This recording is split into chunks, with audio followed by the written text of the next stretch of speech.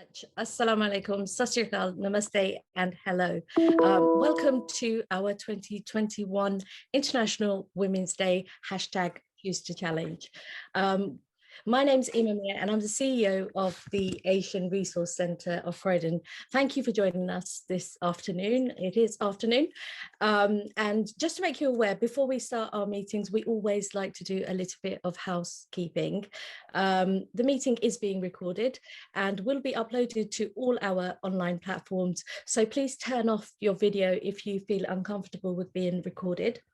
Everyone is on mute. As you can appreciate, with so many people in the room, it's not possible to conduct a meeting with everybody's mic on, but you will get an opportunity later to speak. You can post your questions and comments via the chat facility. You'll also have the opportunity to ask questions later. Please do not post any links or images on the chat, or you and your link will be removed from the meeting. We have to make sure that we put safety first and safeguarding of our people first. Just a reminder that we are active on social media. Please follow us on @ARCC Ltd on Twitter, Facebook, Instagram, and YouTube. So first of all, I'll take you briefly through the agenda. Mamoon, would you please share the agenda on the screen? Thank you very much. And as you can see, we will have an inspirational performance to begin with from Amina Rahman, who's an award-winning poet. And then I'll do a brief introduction to our IWD meeting. And then we're going to do the IWD pose, which I think is going to be lovely if we can get that out there and share it on social media. And it also shows backing and support for the campaign. And then we will go on to our first inspirational speaker, who is Denis Stafford. And she's a film producer and an activist. I'll tell you more about her just in a bit. And then we will do a poll. So we've started this little trend now with doing polls at all of our meetings. And this one is a really special one because it talks about the commitment to IWD. And then we will go on to our next inspirational speaker, who is Pinky Liliani, CBE author and women's advocate. And then we'll go to a question and answer session. So that would be really your opportunity to engage with the panelists and talk about International Women's Day. And then we will have another performer who is Mumta Cash, and she is an award-winning actress. So we're really, really lucky to have this wonderful lineup today. And then I will be concluding the meeting with what we've spoken about today and tell you a bit about some of the upcoming events. Thanks for that, Mummy. So we want to start the event with a reading from indeed a very inspirational lady, Amina Rahman. She's a 17-year-old award-winning published poet and spoken word artist born and raised in Cambridge, UK. She's the third generation British Bangladeshi with over 60 years of family history in Cambridge. She's been writing poetry since she was 8 years old. Most of her poetry focuses on fighting racism and celebrating the diversity of individuals. Poetry has enabled her to learn about the world around her and understand herself individually. I'd like to quote something Amina has said about poetry. Poetry can be a powerful mechanism for change. For me, it's the heartbeat of change. It helps me to understand and appreciate the world the way it is today. Poetry is a form of expression that helps me to process my thoughts and feelings. Writing and reading poetry helps me to see things from a different perspective. Words are the best reflections. So those are Amina's own words. And now I will pass over to Amina to perform her IWD 2021 poem. Thank you, Amina. Thank you very much. Hello, everyone, and thank you so much for having me. This is my poem, Changing the Future. Time for us women to increase our visibility, celebrate us and call out inequality. But this year we're going to choose to challenge and we'll stand together, so let's fix that damage. Talking to you with the XX chromosomes, please share your story, I pass the microphone. Been dreaming of equality since I was a little girl, but we've come this far, so let's conquer the world. So let's put our hands up, fists in the air, make a big difference and show that you care. Celebrate social, economic and political achievements of women, but this year do it digital. Let's be together, so let's form an alliance. Time to love each other and challenge gender bias. I'm proud to be a woman, and that's from the heart. Us women are amazing, yeah, where do we start? It's been tough along the way, there's been some resistance, but let's remain strong and let's be persistent. Spreading love and be the love and share your views. We're going to challenge and that's what we'll choose.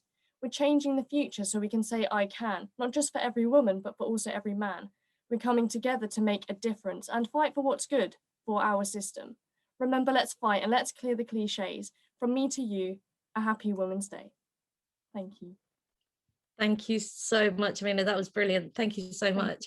Really enjoyed that. And we, just to give you a tiny bit of background, also I know Amina's mother, who is Shahida Rahman, and a celebrated author within the Bangladeshi community. And your mum is doing some fantastic work, and it sounds like you're following in those footsteps, and that is inspiration in itself for us ladies, to have our children follow in the footsteps of what mummies are doing throughout the world. So I mean, I appreciate you, I thank you for your time, and I think it's a lovely introduction to our IWD event. So thanks for being with us.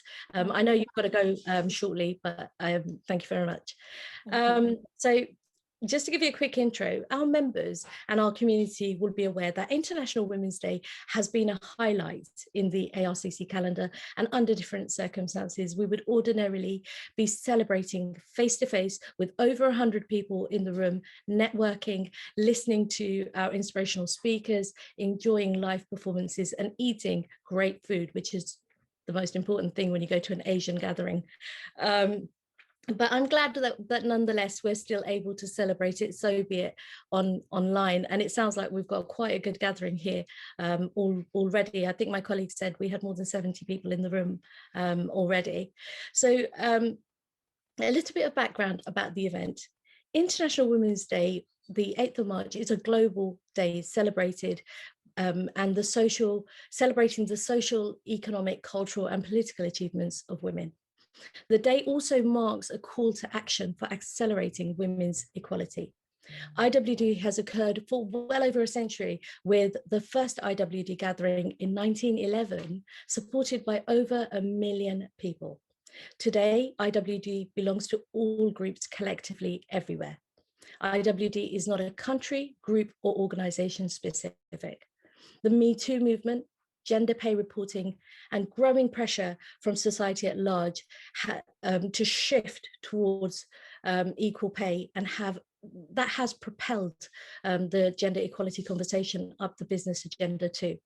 In boardrooms around the world, business leaders are tuning in to the reality of the business case around inclusive practices, making not only business sense, but also being the right thing to do. Everyone benefits from a more gender equal world.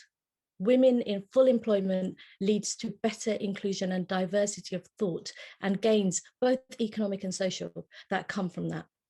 This IWD, all of us are being asked to raise our hands and call out the aspects that are unhelpful to women in all walks of life. ARCC is pleased to be celebrating International Women's Day for the 7th year running, and IWD 2021 campaign theme, Choose to Challenge. A challenged world is an alert world, and from challenge comes change. So let's all choose to challenge. And how can you forge a gender equal world? Well, you can do it by celebrating women's achievements, raising awareness against bias, and taking action for equality. Now, I want to hand over, before we start, to my colleague, Kat, who will take us through the IWD pose. Kat, over to you. Thank you, Emma. In a challenged world is an alert world. Individually, we are responsible for our own thoughts and actions all day, every day. We can choose to challenge and call out gender bias and inequality. We can choose to seek out and celebrate women's achievements. Collectively, we can help create an inclusive world. From challenge comes change. So let's choose to challenge.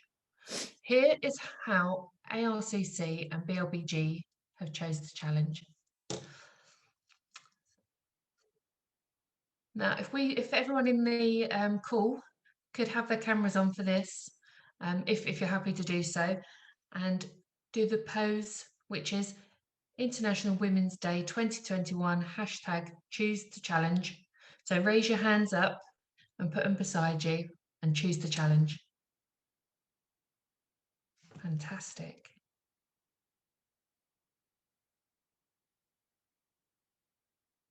Brilliant. And then I would like to pass you over to my colleague Lizzie, who's been absolutely instrumental in getting today off the ground and a real advocate for Choose to Challenge and women all over the world. Lizzie. Oh, brilliant, thank you. Thanks everyone for letting us take a photo of you in the Choose to Challenge pose. And hopefully, you know, some of you might be putting it up on your social medias as well. And you can also send a photo of yourself doing it to the actual international website, International Women's Day website as well.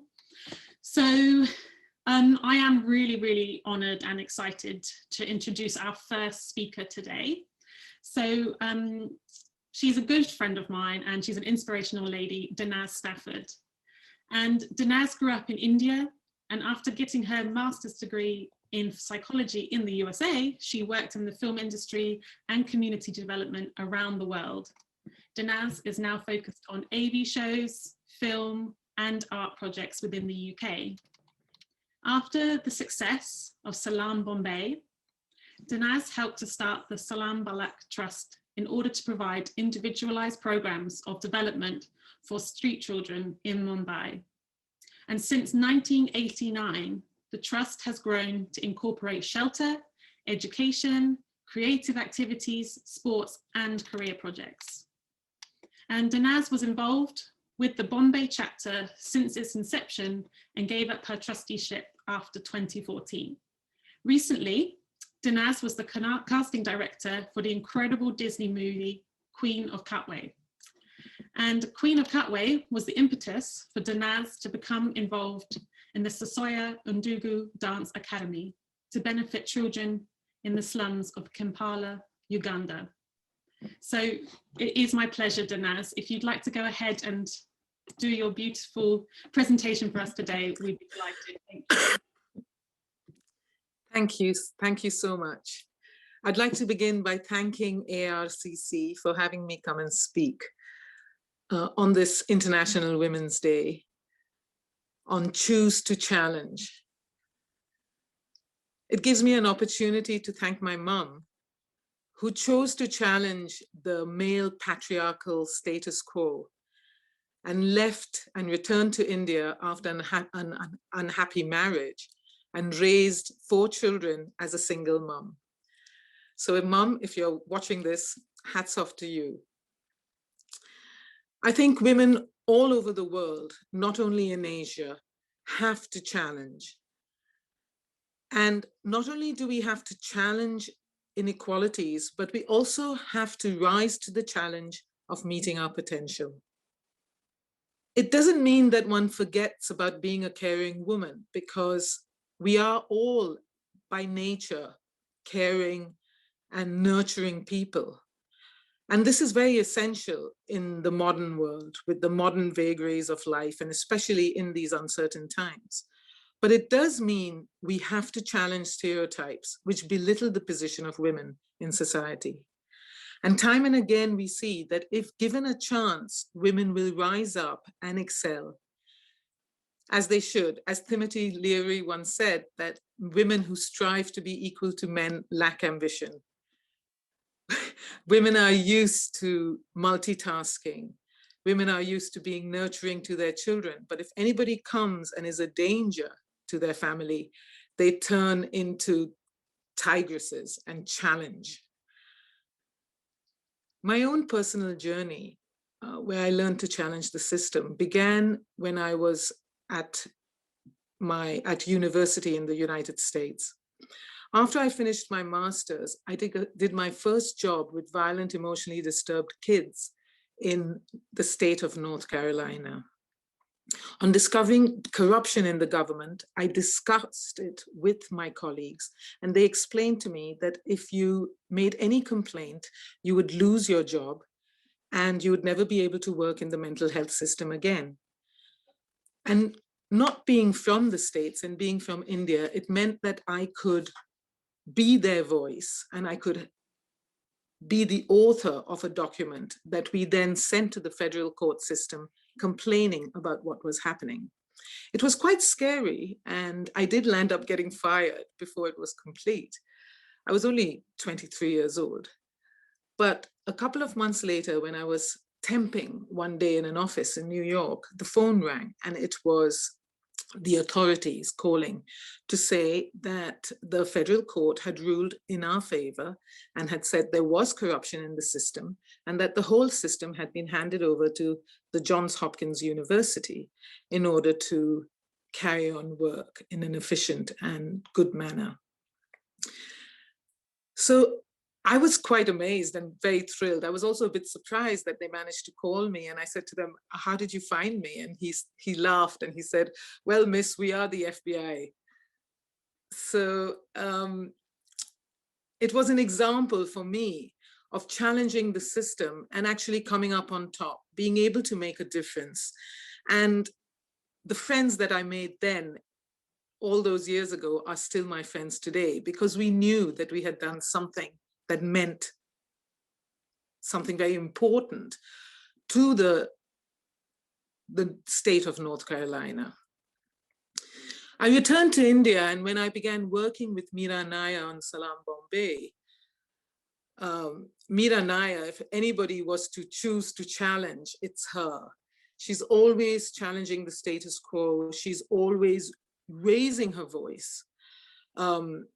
Whether in all her films, even in her latest television series, which was called A Suitable Boy, it was a story, it was a love story, and it was a story about family. But she still managed to lever in a lot of comments about the Hindu-Muslim problem, which is rearing its ugly head in India today.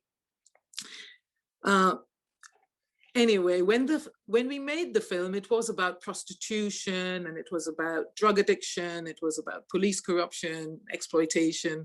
It would have, in today's world, be called, it would have been called poverty porn. But in 1987, when we made this film, we made it because nobody discussed the problems of street children in Bombay. And once the film was released, I was actually approached by the government of Maharashtra, who said, "You have brought shame upon our country. All diplomats are asking, what are you going to do about the problem of street children in India?" And what is the street children? They said to me. And I sat down and explained to the Department of Social Welfare, and the then Secretary, Shashi Mishra, who, God bless her, is no longer with us. She started CCVC herself, which was an organization that worked for vulnerable children in order to ensure that they were able to escape exploitation. So our job is not only to choose to challenge the system, but also to stand with other women in making sure that they can also challenge the system, and finding ways in which we can cooperate and actually create systems that will make the world a more equitable place. After the film was released, we started Salam Balak Trust, and it has thousands and thousands of children have gone through a system. So as Amina says, a creative act like a poem can influence people. A creative act like making a film can influence people to change the world. And Salam Balak Trust has grown. When COVID struck, this trust had to rise to the job of helping many more street-based people in order to just have the basics of food. So every week there would be a truck that would go out into the streets and actually just hand out food parcels. Lizzie, can we have the first slide? I don't know whether I'll be able to see it, but yeah, we should, there you go, that's it. So that was Salam Bombay, and these are a few photographs we have of the trust that really works. You can keep moving through them, Lizzie, till you finish 8 photographs. So the trust has carried on working with the same population. They begin at a young age, and we take them through the system. We bring in a lot of different, oh, there I am in that picture. You can see I was much younger then. We give them a lot of opportunity. We bring in a lot of expertise in order to inspire them and expose their world so that they can develop as productive adults in society. I could go on about this trust, but really this is about choosing to challenge and not really, I'm not going to concentrate just on the trust. So what is important is how we are going to challenge the status quo, and how challenging the status quo allows us to crush oppression, fight injustice, and find solutions, alternatives to the narrative. And it is in these alternatives that we can actually find a way to excel, not just gender-based issues, all issues. And today, more than ever before, it is extremely relevant in these uncertain times with the pressure that we have on the environment. We have to take our position as women, as the nurturers, as the carers, and actually make a difference. Lizzie, can I have the Queen of Katwe image, please? The next one. The last film I made was Queen of Katwe, where I worked in the capacity of casting director. This young girl that you see here in this picture was from the slums of Kampala. She herself had had a very sketchy education, but she was incredibly talented and she danced really well. She landed up becoming the main lead for Queen of Katwe, and within a year, she was flying around to Los Angeles and London, representing the film and being feted at various film festivals. I was so impressed with this young girl because now she's much older, she's 18 years old, and she is now faced with finishing school, which she has completed at a very prestigious international, quite expensive school. And now that she's come to the end of it, I asked her what she was going to do. And she said she had a dream to join a university as an actress and as a dancer, to learn about acting and dancing, which she would then like to return to Kampala and work, creating a center with the Sosolia Undugu Dance Academy, which is through which she operates. Now, this dream is a difficult one, especially in a post-Trump America. And thanks to the Black Lives Matter movement, she's also very clear about the danger of racism and the prejudice that she will encounter there as a young girl from Uganda. But she's ready to challenge the status quo. She is choosing to challenge. She's a warrior woman, and she's going to take the steps necessary in order to enter a world which is stacked against her, to work in the United States as a student and to learn. So she will have to combat racism and prejudice, and she's doing that with her eyes open. We talk about it, and she's very open about it. So more power to you, Medina, and we can all take a leaf from her book. We need to rise above racial discrimination and meet the challenge of the times. We need to challenge the concept of being considered minorities. And this requires a life commitment. When I was speaking to my uncle recently. He's 76 years old and he's a doctor in the United Kingdom. And he said to me, "Oh, Dinas, how do you think things will ever change? Nothing is really going to change with the Black Lives Matter movement." He said, can you imagine the head of Wimbledon being Indian, for example? I said, "Of course I can." He said, "Oh, you will be disappointed." And I said, "No, my job as a woman is not to listen to my uncle, but to reach and strive and find the right person, no matter what gender or from which country, to lead." So yeah, on this International Women's Day, we must consider our role and the challenge that we face. We are the parents who teach. We are the defenders of cooperation and care.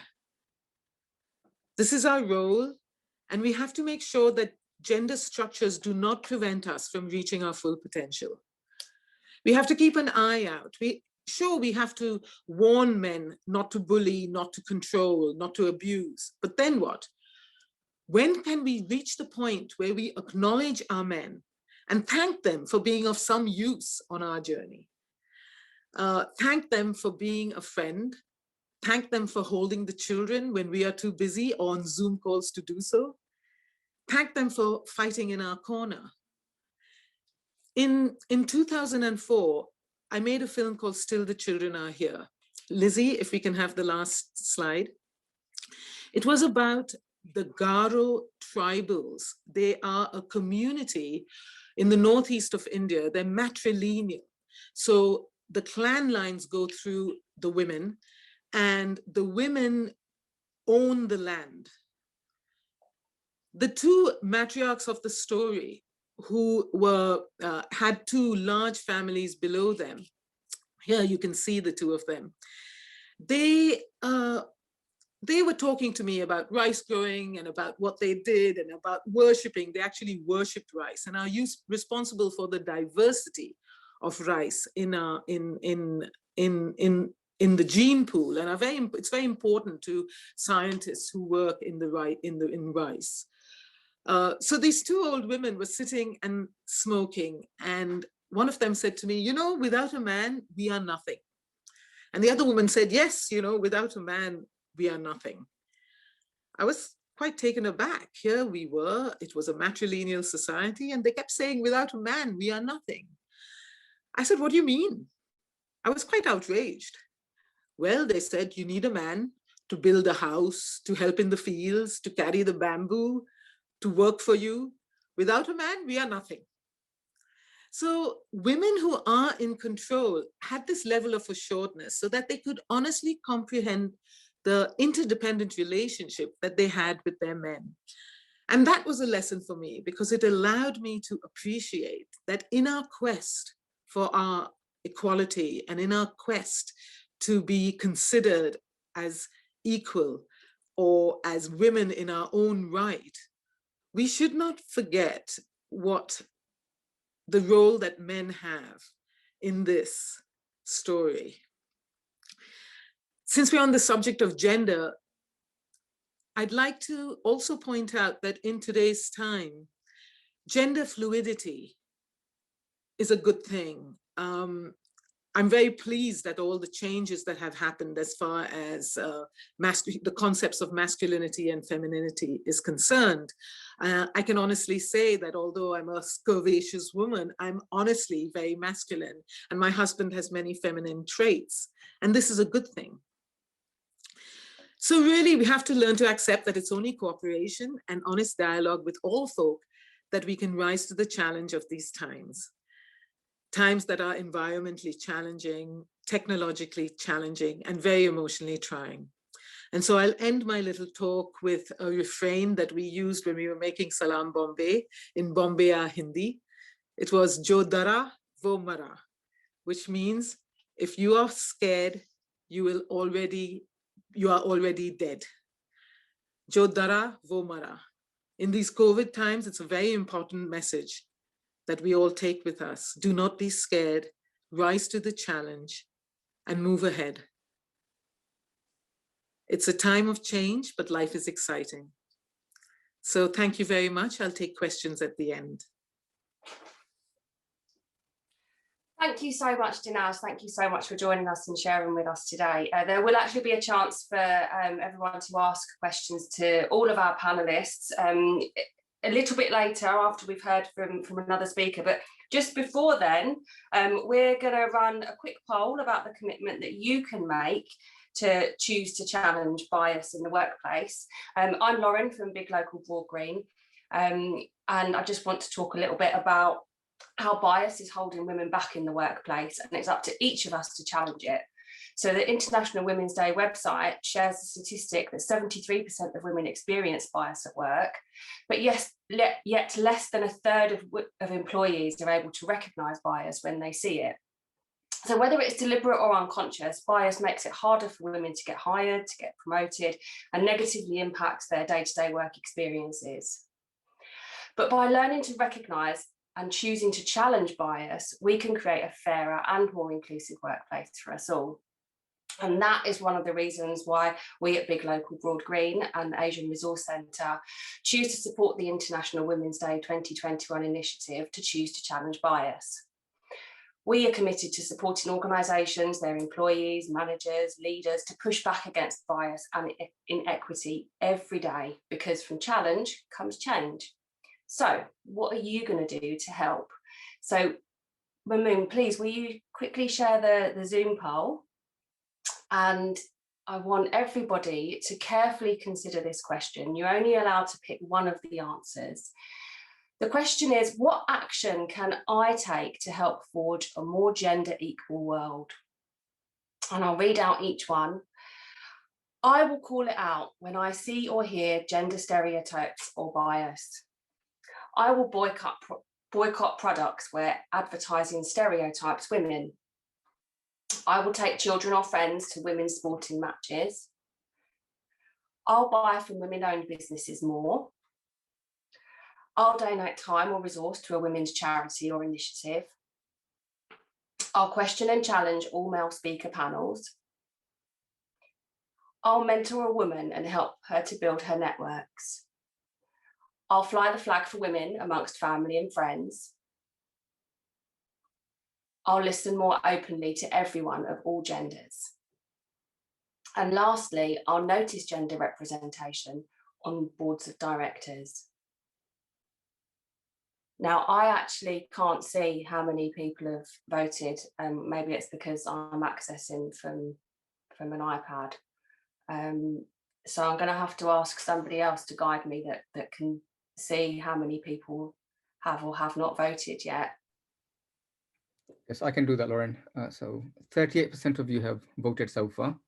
So we just give it maybe another half a minute and then we can share the results with you. Great.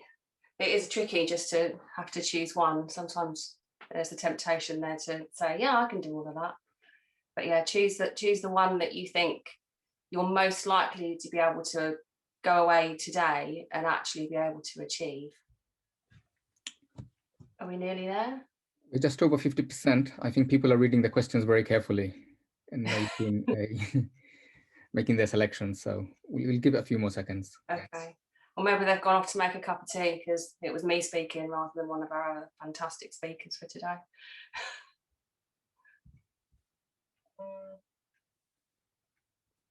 Yeah, it's getting there now. There is going to be a chance for questions after our next speaker, but you can also post questions in the chat if you have any for Denis that have come up already. Okay, I think we can stop the poll and share the results on the screen. Okay. Lauren, if you can see it, go ahead and you can read them out. I can see it. I can see it, but I'm going to have to scroll. Okay, so I'm going to read out the top three. So the most popular is I will call it out when I see or hear gender stereotypes or bias. And that is followed by I'll mentor a woman to help her build her networks. Yeah, I like that one. And I'd say the third most popular or joint second is I will listen more openly to everyone of all genders. Great. So thank you so much, everybody, for taking part. I'm going to hand back over to Lizzie now. So thank you. Oh, thank you, Lauren. And yeah, and I just wanted to say a personal thank you to Denis. You're absolutely amazing. So I am really honoured to introduce our second speaker as well. So our second inspirational speaker is Pinky Lilani, CBDL. And I do just want to say that before I intro her, please note that she's only with us for a really, really short time today. So if you have questions during our Q&A, please post the ones for Pinky first so that she can get a chance to answer some. And then all the other questions for Denis. Denis very kindly staying with us for the rest of the session. So Pinky is an author, motivational speaker, a food expert, and women's advocate. Pinky is the founder and chair of several awards recognising influential women and leaders, including the annual Women of the Future Awards and the Asian Women of Achievement Awards. Pinky was appointed Officer of the Order of the British Empire in 2007 for services to charity. And she was also appointed Commander of the Order of the British Empire, a CBE, in 2015 for services to women in business. So a pretty amazing woman there. So please, Pinky, introduce yourself and go ahead and give us your inspirational speech for today. Thank you. Thank you so much, Lizzie, for that introduction. Thank you for inviting me. I am so honored and privileged to be here today. And I'd like to say a very special thank you to Denis, who I just heard a little bit of her speaking, and she was truly inspirational. I feel quite inadequate following her. But I'm delighted to be here on International Women's Day, and I'm sorry I'm only going to be here for a short time, but I'm giving 5 different speeches throughout the day all over. And I think I've really overextended myself, but I didn't want to cancel out on anyone. So it's a great time to be living in the UK today. Diversity is high on the agenda, and I can tick all the boxes. I'm a woman, ethnic minority, I'm a Muslim woman, and I'm disabled. And you may wonder in what way I'm disabled. Well, about 25 years ago, I developed a very serious hearing problem. So I'm profoundly deaf. So I wear 2 very powerful hearing aids, but in spite of wearing them, sometimes when someone asks me a question, I give a totally wrong answer. So I tell people this up front, because the time when somebody asked me, how long does it take you to make a curry? And I heard, how long have you been in the country? So I said 40 years. So they said, we're not coming to your house for dinner. So I came to England 40 years ago, and my husband met me in India and married me. We got married in 3 weeks. He had done no due diligence whatsoever. He thought he'd got a good Indian wife who could cook. I'd never been inside the kitchen because we had one of the best chefs in Calcutta. So it's been a very, very interesting journey. And one of the first questions I was asked when I came was, do you walk 2 steps behind your husband, being a good Indian woman? And I said, no, I walk 10 steps behind him, so he doesn't know what I'm getting up to. And I think I've actually increased that. So actually, when I came here, I had no aspirations of working. I thought I'd be like my mother, you know, stay-at-home mom. But then, you know, I learned to cook. And then one day somebody came to me and said, you know, you cook so well, would you like to teach cookery to adults? And we'll pay you £11 an hour. So I was really excited that somebody would pay me something. So I used to go along with all my enthusiasm and energy, very little expertise, and started teaching cookery to adults 2 hours a week. And one of my pupils was from Sharwood, and she actually then said, you know, will you do some consulting for us? So I was very excited. I started developing sources for them and other supermarkets. And then everybody said, why don't you write a book? And I thought, oh my God, that sounds really, really good. I will write a book. So I wrote Spice Magic, my cookery book. I self-published. And after I sold as many copies to my best friends, I had all these thousands of books and nowhere to sell them. So I was ringing up bookstores saying, I've written a book. And they said, are you a celebrity? Are you on television? And I'd say, no, I'm not. And nobody wanted any. So I had to be creative. Apparently, when we die, most of us have only done 30% of what we're capable of. So I rang up one of the bookstores and said, if I bring my electric wok and make spicy Bombay potatoes in 5 minutes, will you let me sell my book? And I think one of them felt really sorry for me and said, yes, we'll let you sell your book. We'll also offer some wine. So I went along with my wok, and the smell of the garlic and the wonderful coriander got everyone to come. They saw how I made it. It was really easy, and they started buying the book. So I started traveling all around the country in my little car, because I had to get a small car. I couldn't fit all the books into my garage and the car. And then I would go with my masala ka dabba, which is the spice box, traveling around selling books. And then when I wrote my second book, I'd realized, you know, the way to market it. So I booked up lots of demonstrations. The wok became really important. The wok has played a huge part in my life. So nowadays, I actually go and I run a lot of lectures and you know, I guess programs on leadership. But I use the wok because I take the walk in, and after I talk about leadership, I demonstrate spicy Bombay potatoes. So it's gone to all the big companies from Aviva, EY, and it's also been to the Bank of England last year. Not last year, 2019, in October, I went to give a talk there and took my walk. But the walk has also been inside places like Oxford and Cambridge and the London Business School. And I always ask, can I bring my walk? Now, they say the only thing you get for in life without asking is an infectious disease. Everything else you have to ask for. So when you ask, you never know who's going to say yes. So the walk is much traveled and much loved. When I went on Radio 4 Women's Hour and I was demonstrating there, they had a fire marshal sitting next to me with a fire extinguisher in case I set the BBC alight. So it's great fun. It's amazing how when you do things you love, you can go to all kinds of places. But before I move on, I want to actually say I have a mantra. And I think all of us should have a mantra. My mantra is, you have not lived a perfect day unless you've done something for someone who can never repay you. So it's based around kindness. Now, kindness lies at the heart of everything I do personally and for my organization too. So you may ask the question, how can you do something kind every single day for someone who can never repay you? Well, I actually walk the streets of London and Croydon every single day in non-pandemic times with this bag of gold coin chocolates. And every time somebody is nice to me or smiles at me, I give them a chocolate. And end of story, I come home and I've done my... So kindness is to me the most powerful tool all of us have. It gives all of us power because all of us can choose to be kind.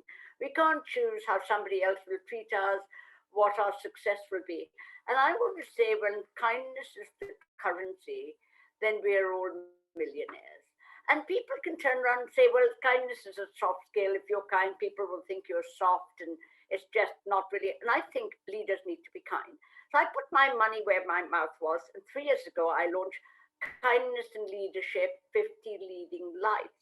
And we launched the list on the first list on World Kindness Day and opened the London stock market. So there we were opening, and the Financial Times are my media partners, and we had the list published in the Financial Times. And everybody wants to be kind, because kind leaders, when you're a kind leader, you go from being successful to being significant. That's your legacy. And we've had amazing people on the list. One of the people on the list was Jurgen Klopp, the Liverpool Football Club manager. So now we're working very closely with the Liverpool Football Club. And even, they told me to come up to give a talk there with my walk, which I was meant to go last April. I couldn't, I didn't. And they said, would you have lunch here in a box with us? And I didn't want to say, I don't know much about football, but I have 20 young men who want to drive me up to Liverpool when I do go there. So, you know, you kind of bring all kinds of people into the equation when you're talking about kindness. The other big part of my life is the empowerment of women.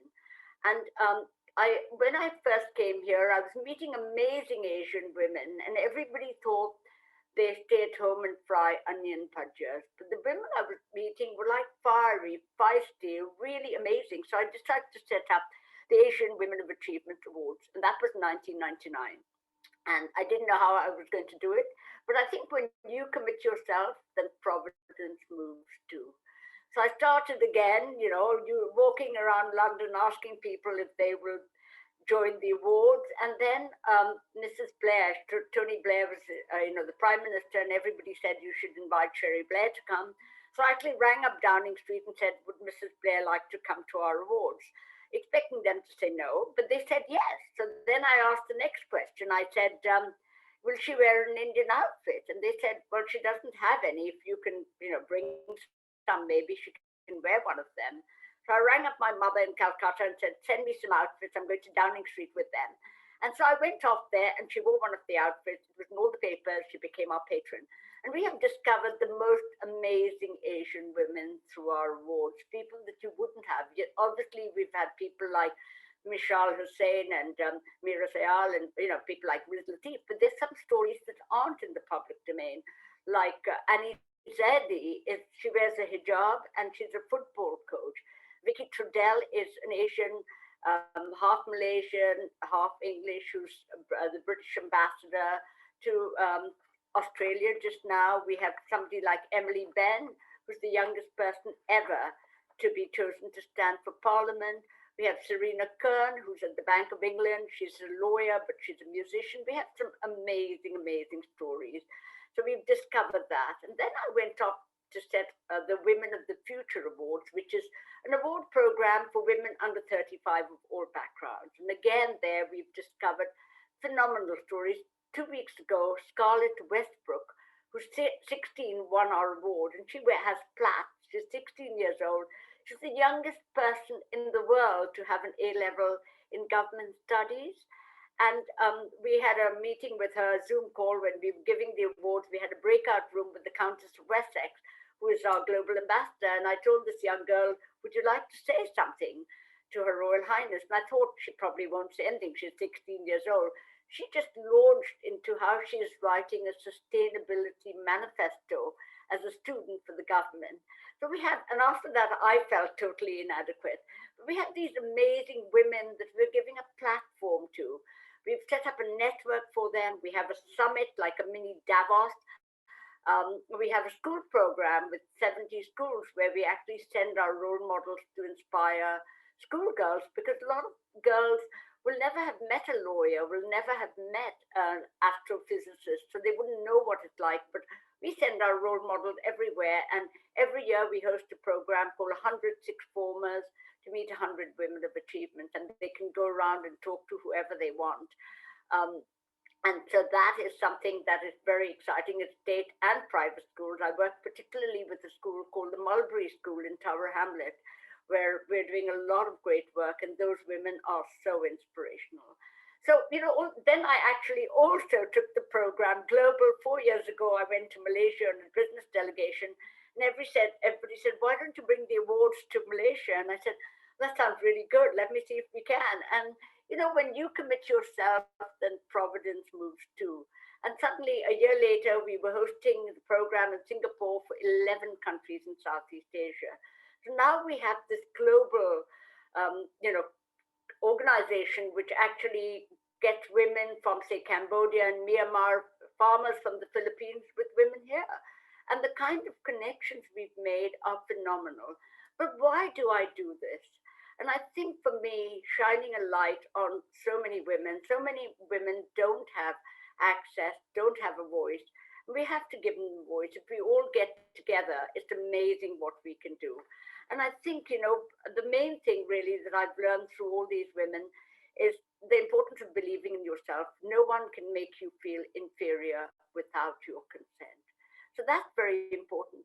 Be courageous, because it takes courage to ask people. So every time, you know, all these amazing women I know, wherever I get the opportunity, I will take them. So we've taken them to Buckingham Palace. I remember this young girl coming from Bradford in a hijab, because all the 40 shortlists from the Asian Women of Achievement Awards was invited to the palace for coffee with the master. And, you know, it is very liberating that you think you can. Whatever you believe in, you can do. It was Disney who said, if you can dream it, you can do it. And I want women everywhere, and even men, to believe they can make a difference. We all can. The other thing is so important to be, as I said, courageous, to be kind, because kindness opens all kinds of avenues. And then it's also very important to be curious and do new things. I think the question we have to ask ourselves is, when was the last time I did something for the first time? And I think we have to do new things. And we have to suspend our belief. Rumi is one of my favorite philosophers. And he said, sell your cleverness, buy your bewilderment. And I think every single day, if we learn something new, if we're open to that, we can all make a difference. And the other thing I'd like to say about, you know, when you go back to kindness, because kindness plays such a big part in my life. I'm only here because of the kindness of so many. And so many people have opened doors for me every single time I'm looking for something. Your networks are important. And I think women particularly don't have enough time with all the, you know, childcare, housework to build networks. But your networks are where you go for your ideas, where you go for help. I know every time I need something, it's my networks I go to. Yesterday, I had the great privilege of being on Rachel Johnson's LBS program, because she texted me and said, would I come on the program? Because we'd written a letter last week to the government saying that women must be helped in the pandemic because they have been really disproportionately affected. So going back, I want to really end with, I'm conscious of the time, there's so little time, but again, with kindness in a way, because Aldous Huxley, another very, very famous philosopher, he was asked towards the end of his life, he said, what is the advice somebody told him you can give someone? And he said, I'm rather embarrassed, but after 45 years of research and the work I've done, I would say, be kind. And for me, that's important. But I think for all of you listening there, I would like to say I'm always there for you. So if anybody ever wants to approach me, I'm always ready to listen. I love having people to my home for a cup of coffee. So, you know, that's always also open. And the last thing I'd like to say is that, you know, try to do things that you're scared of, because that's when the real... So one of my aspirations coming from India, obviously, was, you know, Oxford was such a hallowed institution. I thought I would love to, you know, go there or have something. And about 10 years ago, my son said, Mom, I want to study at Oxford and I'm going to go and have a look around. And I said, I'm coming with you. And he said, Mom, I'm 27 years old, you know. And I said, no, being an Indian mother, I'm coming. So he went round the business school and I went into the office and asked them, what do you do for women? And they said, they looked at me and they kind of said, you know, this middle-aged Indian woman, why is she asking us? But I told them what I did. And he got into Oxford, a very proud Indian mother I was. And I got a call from them to say, would you come and give a speech on the first day of term to all the women in that MBA program? And I was really excited. So I told my son, look, I'm going to speak on the first day of your term. Don't tell any of the women in your class your mother's speaking, because if I get it wrong, nobody will ever date you. So actually, I got it right, because he's actually married to one of them. And now I'm an associate fellow actually of the university. So all kinds of things happen. If you have passion, if you have energy, if you're kind, and if people can trust you, and integrity, and what is your brand. So when we meet people, I look at them and shake their hands, and sometimes it's very limp, and I call them chicken curry without any masala. So we all need that masala. So keep up the great work, and thank you so much for asking me to speak here today. I am truly privileged and honored. Oh, thank you so much, Pinky. That's absolutely amazing. We've been getting some great questions, but also just really wonderful comments for both you and Denis. Just so many people commenting on how inspirational you both are. I do like that people have been commenting on your sort of humour and charm as well, Pinky. And both of you have just been getting so many comments about how much sort of work and inspiration you've been giving to other women, and how you both have progressed because you've been lifting other people. So I am going to open up to the Q&A, and Pinky, I know you're going, so don't worry. The first I'll stay on for 5 minutes. Okay. I'll stay on for 5 minutes. That's okay. Brilliant. Thank you. So we'll ask the questions for you first. So Sabrina, are you on there? Hi, yes, I am. Hi. Go ahead and ask your question. Thanks, Pinky. Amazing chat, and such amazing stories as well. I just wanted to ask if you had any advice about some of the challenges, I guess, that you faced across all of your, you know, tales and you know, different aspects of your life, and what that could kind of help for us in the future, I guess. So yeah, so any of those challenges and advice that you might have.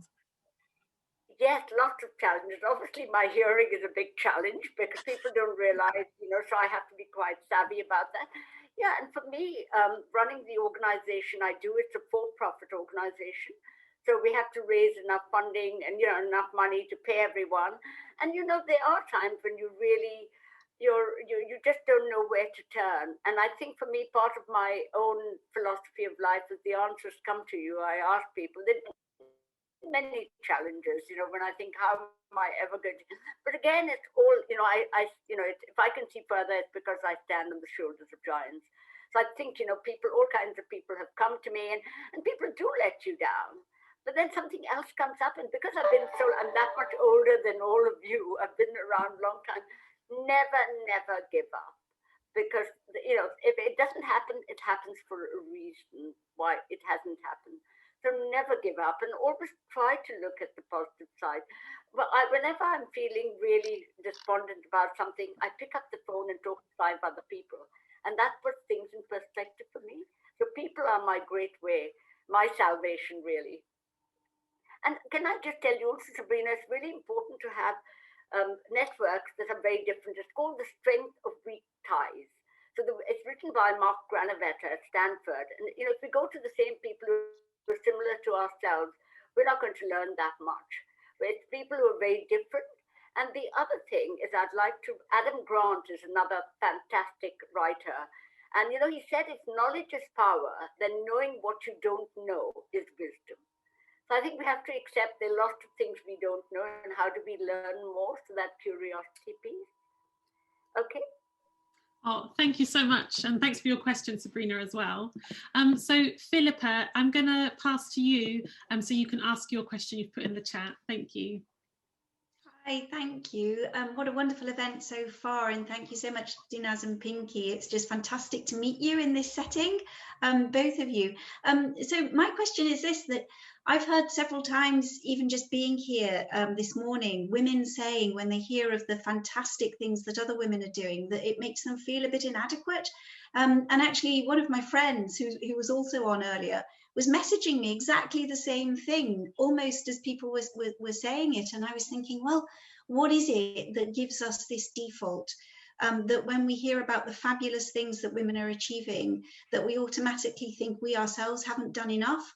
And my question really is, what can we do to unlearn this default mode, and how can we help? So I loved what Pinky said about standing on the shoulders of giants. How can we help our daughters and younger women coming through not to feel that way from the outset? No one can make you feel inferior without your consent. So that self-belief, so, be with people who actually reinforce your own belief in yourself. And I think the more things you do, like I still remember, I'll tell the story because for me it was an interesting moment when Sherry Blair was the Prime Minister's wife. I remember her ringing me up one day and saying, tomorrow the Indian Prime Minister is having lunch with Tony and his wife is going to have lunch with me and their daughter. Would you join us? I thought to myself, that's really interesting. Of course I'll go. I was sitting around the table with 2 prime ministers' wives and maybe 2 other people.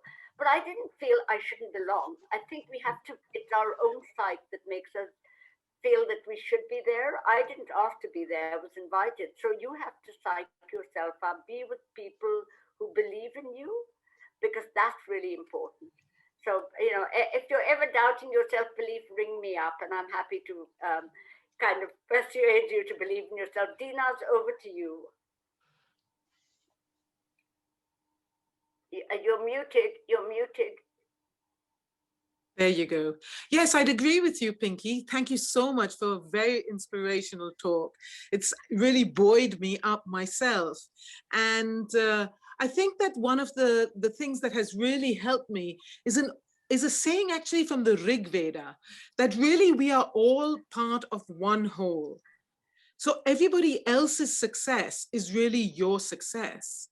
And so when you hear about things that other people do, like for example, just now, just listening to you speak, Pinky, it really fired me up, because I've been a little bit at bay as to what I'm doing in this country. And I suddenly think to yourself, yes, if Pinky is doing this, it is something that is available to me as well.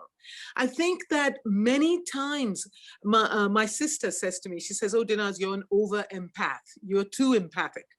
But I think there's a benefit in that. There's something to be said for feeling that when you hear somebody else speak, that they're actually speaking on your behalf as well. And that has been very helpful for me in terms of being able to carve my path in the face of a lot of people who are much more successful. Meera Nair, who's a big filmmaker, she's a very dear friend. She's like a sister to me. And I've worked on all her films. I work with her on all her films side by side. She always says to me, she says, Denis, you're always shouting at me. And I say to her, it's because her success is my success. And so we have to join together in order to be able to get to where we want to. Brilliant. I'm going to but I feel quite tearful having heard that. That has brought a lump to my throat. You put it so eloquently. So thank you for that. And I totally agree with you. We're all part of one big, whatever it is. And my success and your success is everybody's success. So thank you for that. Right. I'm really, it's left me on a very emotional note. So thank you so much. And I hope, Denis, I you and inshallah, if we can be in touch, and good luck to everybody, and thank you for flying the flag for women and for asking me. Thank you. Well, thank you, Pinky. Thank you so much. It's an honor to have you here. Thank you. Bless. Oh, she's amazing. We're very lucky, very lucky. So Denis, you're going to have to field our questions, but I think, let's face it, you're more than up to the task. Oh, sorry, Kat, go ahead. Oh, dears, I could talk to you for hours. I was quite emotional with you and Pinky's talking, happy emotions. So my first question was going to be to Pinky about the name of the book, but I'll go away and research that. But Jazz, I've got a 9-year-old daughter, and she's very empowered and competent, but her confidence has taken a wobble. So I'm just curious, any gems or any books that you would recommend for young girls in this day and age?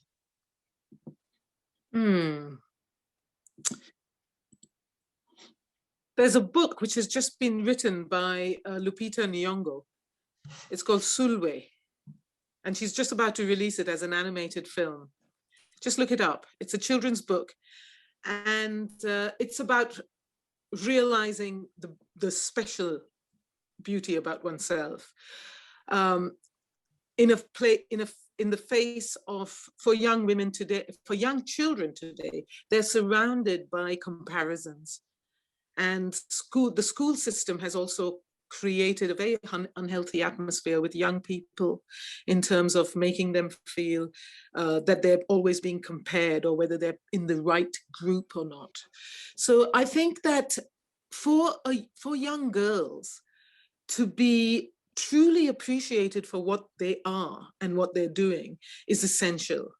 And so a lot is up to you, of course, because as their mom, you can really buoy them into believing in themselves and feeling that the things, I think one of the most important messages for me, because I was a bit of an odd child and growing up in India with a single parent, with only a mom, that was quite hard in a culture where there were not that many single parents.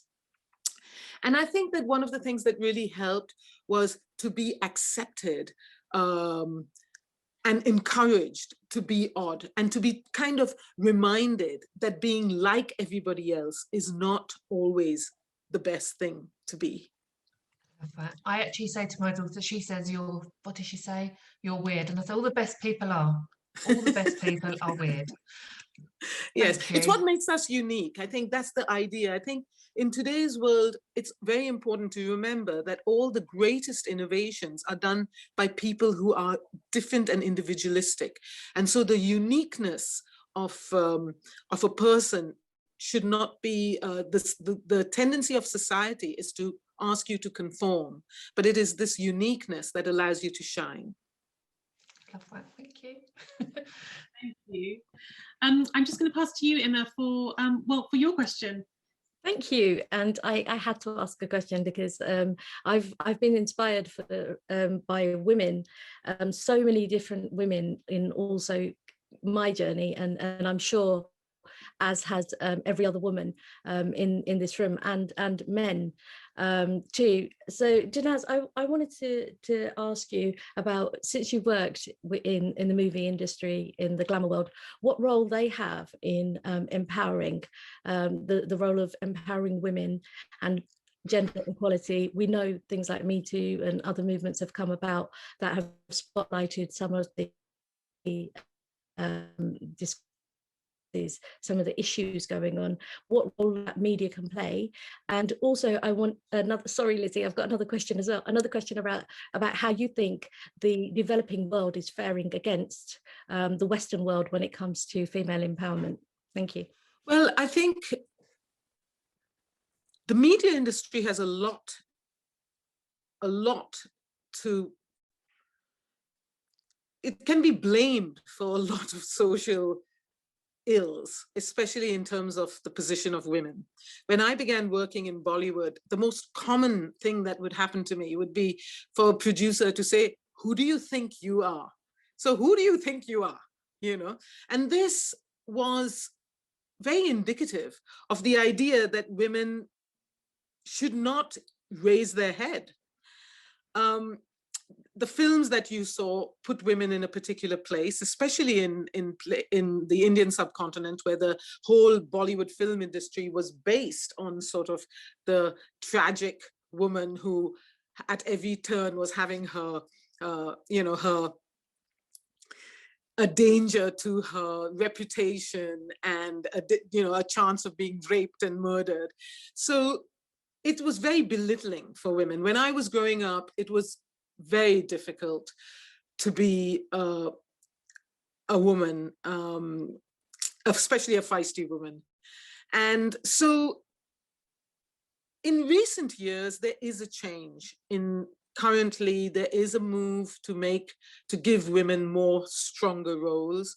I think that the industry has begun to realize that they are not doing the world any favors by making the position of women, putting the position of women down. And there is still quite a lot of prejudice, and there is a bit of a glass ceiling when it comes to the position of women in the industry and in terms of professions. But you just have to work knowing that you have the smarts and you have the ability.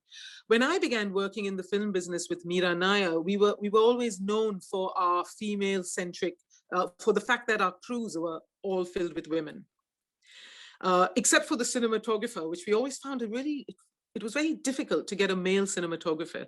We got a female in Salam Bombay, but otherwise we've tended to have men. But now, recently, we're finding a whole new crop of Indian women, actually. Bengali, there's a very good Bengali girl, Shweta Dubey, she's wonderful. And so now the industry has begun to realize that the power of women cannot be quelled.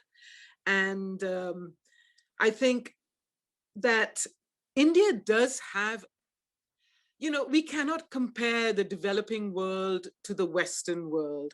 It's a very difficult comparison. And if we are to look at the position of women in India, if we were to look at the urban woman, you'll find a lot of strength and a lot of recognition. But when you look towards the villages and the more rural areas, there is still a considerable amount of oppression and abuse of women. And all we can look to is towards education. Education is a very, very important tool in developing countries in order to redress this balance. One of the things I have found is that in my, I'm like Pinky, I'm quite old. I'm much older than you lot, and we've seen a lot of years. Time has moved, and I have seen the entire film industry go from being mostly male to being now incredibly female. And I was in India recently, just about a year ago, and I was putting together some material. So I went into this lab, and in order to finish the project before I had to come to London, I was working nights. And I was really surprised because there was this young girl there, and she came into work at 1:15 in the morning. And I looked at her, and she came on this motorbike. And I said, "Where are you from?" And she was from a tiny village in Uttar Pradesh, but she had learned. And she said to me, I said to her, "Do your parents know?" She said, "Well, my parents don't know I'm driving a motorbike at 1:15 in the morning, but they know that I have chosen this profession. And they're very proud that their daughter has been able to carve a career, because they were from a rural area, and she had managed to go to Bombay, finish her education, and actually get this job where she was an editor in a film studio. So yes, things are changing, and it's only with exposure that we can keep moving forward. It's only with exposure and the fearlessness and the courage to allow people to tell your story, which is, you're finding this a lot in India right now, is that people who have been subjugated, who have been oppressed, are rising up and actually are now able to tell their story. Oh, thank you, Denis. That's a brilliant way for us to sort of wrap up our Q&A. So I'm going to pass to Emma, just so she can introduce some other people, and then we're going to finish our afternoon with Mumta. So thank you, Denis. Thank you so much. Thank you. Thank you so much. Some incredible words of advice there for all women and men, and we really look forward to one day having you in live Sure. with our events, and I'm sure we will be doing lots of work together. I do sincerely hope so. So thank you, and I hope you'll stay with us for the rest of the event to see what else we've got lined up. So I couldn't miss this opportunity to introduce two men into the conversation. Actually, it's not a part of the formal agenda, but I noticed that we've got Councillor Humayun Kabir, the ex-mayor of Croydon. And I know, Councillor, you've been very supportive, and you've got an event coming up yourself.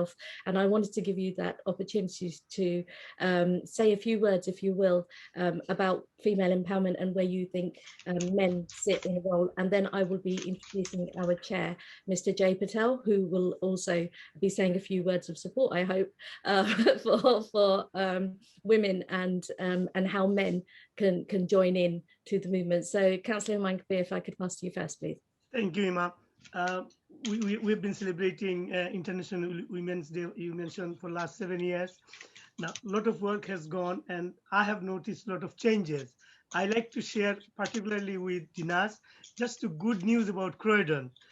Denis, in Croydon, the leader of the council is a female, and she comes from Bangladesh. The leader of the CEO of the council is a female. She's a local person, from the host community. So we have done quite well. The number of cabinet members in Croydon are female and from ethnic background. And I think we have done quite well in Croydon in terms of women equality and progression. And I hope this continues, until, we have a very fair and equal society. And on Thursday, I just want to plug it in. I'm hosting, although I said I'm hosting, but actually I'm organizing another series of speakers to speak on our achievement on local based, how Croydon women has done well in Croydon. And please join us. Mamoon and ARCC has the details. I'm sure they will be happy to pass this on. Thank you very much. And in there, we have a variety of speakers. We'll be celebrating. There will be entertainment. There will be talk. There will be Q&A. And it's just to create a celebration, basically celebrating our women's success in Croydon. Thank you very much. Thank you for giving me a chance to speak. Thank you so much, Councillor Kabir, and it's just wonderful to hear that you're doing an event as well, and we will remind people at the end about the event once again, so thank you. And now Mr. J. Patel, who's the chair of ARCC and has been an incredible support since he's become the chair to all the staff, but particularly me, because we have to have a close working relationship, as you know. So I wanted to give J. Patel an opportunity to say a few words, please. Thank you, Emma. Thank you, everyone that has participated in our celebration of the International Women's Day. I would love to talk more with Denis and Pinky. What an inspirational speakers you are. And I have had some inspirational mentor in my life in terms of my corporate life before. but you guys have overseeded them in those terms. But the story I have is about Sir Ghulam Noon, who makes the Noon products, and his dream was to put a curry on every table in UK twice or three times a week. And it was difficult for him to get started, but he made it, and you can see the success he's achieved. And I think our Indian women, especially the Asian women, have got absolutely fantastic skill in social care, in cooking, and so on. And you guys must be able to succeed. If you have a dream, if you have a challenge, go for it. My comment on summary would be that every problem can be solved in the world. That's what I have been grown up with. And I love problems. I break it down into little bits if I can't solve the whole problem, but I would love to inspire people on how to go about solving problems. So that's the background. Thank you. We've heard a lot about, obviously, the participants, the speakers, and so on. To me, ARCC is so fortunate to have some women in very senior positions, and also in terms of the work we do in organizing the events and so on. I've always said that a family, a woman plays a very important part because she's the backbone of the family. In our organization, I count the staff we have as the backbone of ARCC. And it gives me great pleasure to work with them. It's amazing. I try to support as much as I can, but I'm always there. Thank you very much for organizing such a wonderful event. Thank you very much, Jay, for those words. And yes, always supportive. So it's really good, and for the staff team and for me, definitely, in doing the work that I do as a community leader, I guess, within Croydon. So we need to move on with the agenda. I know we started 5 minutes late, so please give me that 5 minutes grace at the end as we move the agenda along. And now, of course, somebody who would ordinarily be one of the speakers at our event, because she is an incredible inspiration. Actually, she's here performing something with us today, and she's doing a reading. So I'm going to introduce our next performer, and that is Mumta Cash. Now, lots of you will know Mumta Cash because she's a telly celebrity and a movie celebrity as well. So Mumta Cash graduated in economics from London and has worked for 3 decades in British television, radio and theatre. She has starred in primetime series such as Emmerdale Farm, Casualty, River City, Angels, EastEnders, Crossroads, Between the Lines and Heated Marriage. So she's got lots under her belt. For BBC drama Shalom Salam, she won the Best Actress at the Cannes FIPA. Selected recently, theatre work includes 9/11 drama Domestic Crusaders. She's also worked as an executive producer with Scenario Films on their film Delight. She sits on the jury of major television festivals and is on the board of the longest running Asian film festival in the UK. Now, Mumta Cash, it gives me great pleasure to ask you to do a reading for us.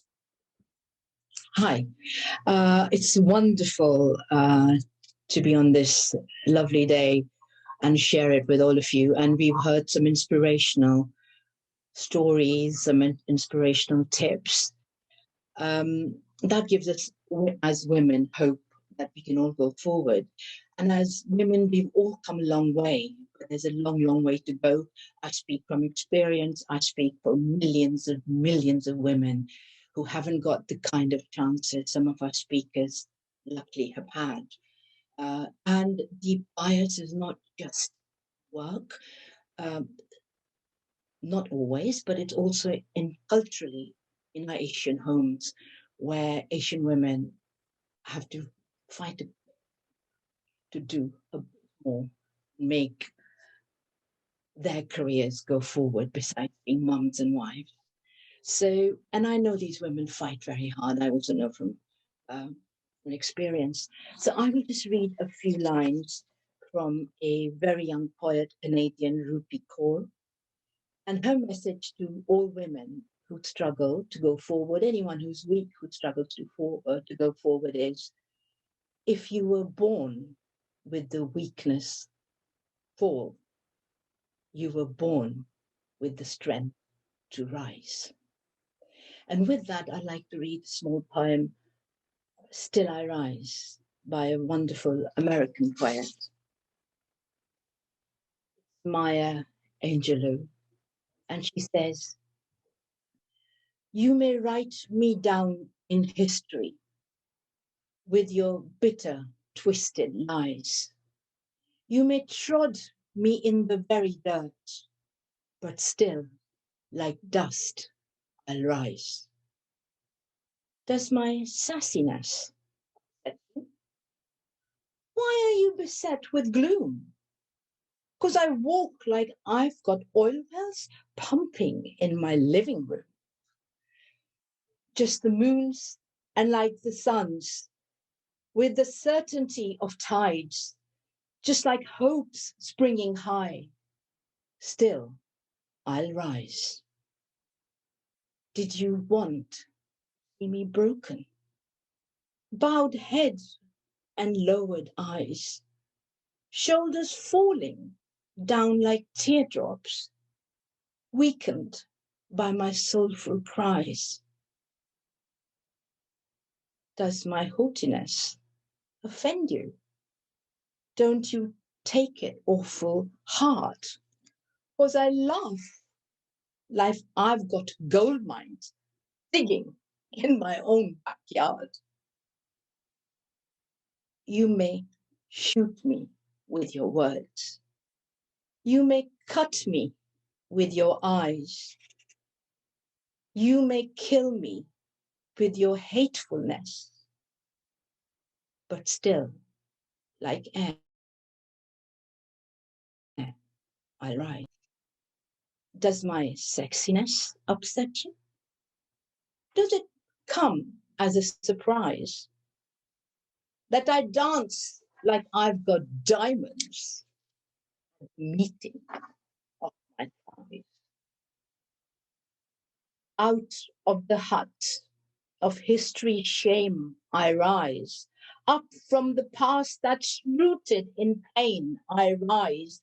I'm a black ocean leaping and wide, welling and swelling, I bear in the tide, leaving behind nights of terror and fear, I rise. Into a daybreak that's wondrously clear, I rise, bringing the gifts that my ancestors gave. I am the dream and the hope, slave of women, I rise, I rise, I rise. That's the message from a poet. Thank you. Thank you so much. That's beautiful. And I do hope one day you will be on the panel as one of our inspirational speakers and talk about your journey. So I'm sure wonderful and incredible. And we will, I'm hoping, do this soon. Thank you so much for that. That was truly touching and really lots and lots for us to think about. So now we are, where is the hour and a half gone? I've just got warmed up. So it's moved on so quickly, and I'm sure all of you, as I am, are really enjoying this event. And now it's really time for us to come to a close, but we're not quite finished yet. We've got a bit of a surprise for you. And first of all, I want to give my colleague Deba, call her to tell you about some of the events going on and what's up next. And then we've got a little bit of a surprise, so stay tuned. Hello, everyone. Hope everyone is enjoying our event. I'm going to announce some upcoming events now. So here is our upcoming events. On 10th of March, 2 to 4 p.m., Croydon Violence Against Women's and Girls Network is presenting International Women's Day. Then on 11th of March, Councillor Humayun Kabir got event, International Women's Day event, where our Vice Chair, Dilshad Surelia, she is speaking. Please do join everyone. We also have two of our own event, which is on 17th of March. We are going to do COVID-19 update with all the infrastructure group, BME Forum, CNCA, CBA, and ARCC, 12 to 2 p.m. This event we are doing. And also we have our BLBT virtual annual general meeting coming on Thursday, the 8th of April, 4 to 5:30 p.m. Okay, that's all from me. Just wanted to see if Bintan, if you're here and ready for your performance. Let me tell you about Bintan. So Bintan is a Chinese opera singer, and she came in the room today, and I couldn't miss the opportunity because, of a little bit of Chinese opera. And Bintan is so wonderful. She's got her piano ready, and she is actually a music teacher as well, and runs a school in the borough. So we were delighted. And Bintan, looking lovely as always, and your piano is quite grand. So I hand over to you, Bintan, to give us a performance, and then we'll close the event with some closing words. But thank you very much, Bintan. Over to you. Thank you. Today, I'm so glad to join this group. I heard so many different stories. It's really inspiring. Most important, we need to face the challenge. That's is definitely it is. I'm so glad to see a few friends here as well. I first meet this group is go through the mayor, who Humayun is here as well. Yes, I'm glad to see all coming join here. I just would like to show a little bit of I can do use the music, celebrate a little bit. Thank you.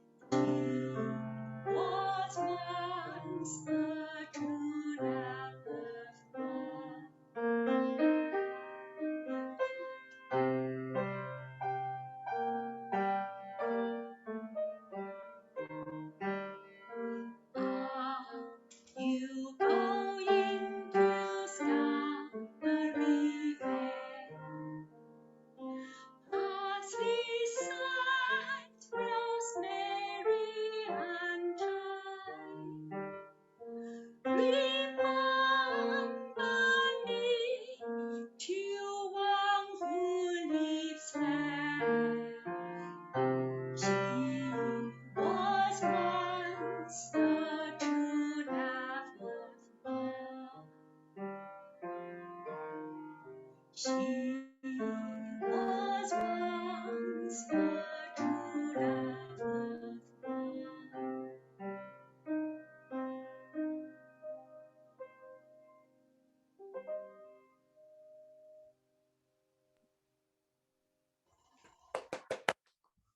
think you can probably only hear my clap, but I'm telling you, I'm clapping for everyone in the room. Bintan, thank you so much.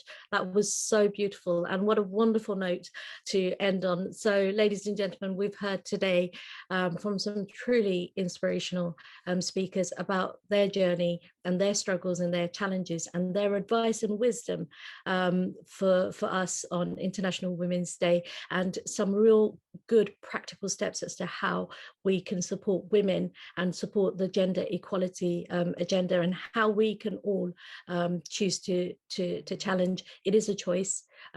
Small steps you can take to doing it, and your own personal steps. I'm glad so many people participated in the poll to say they will do something, and hopefully next year I will be very, very happy if we didn't have to talk about gender equality. And I hope in 2021, the work that we are doing will not be in vain, that we will say that it is a gender equal world, but we know that's not going to happen. And there's lots of work for us to do. And the likes of Mumta, the likes of Denis, Pinky, and all the people sitting around the room that are doing something towards forwarding women, your collaborative efforts, your individual efforts is what that's going to make progress, is what is going to make progress towards a truly gender equal world. Ladies and gentlemen, we are 10 minutes over time, so I will wrap this meeting, but I want to say a sincere thank you to all of you for joining us today in our IWD event, and I will raise my hand because I will personally choose to challenge, and I'll leave it at that. Take care.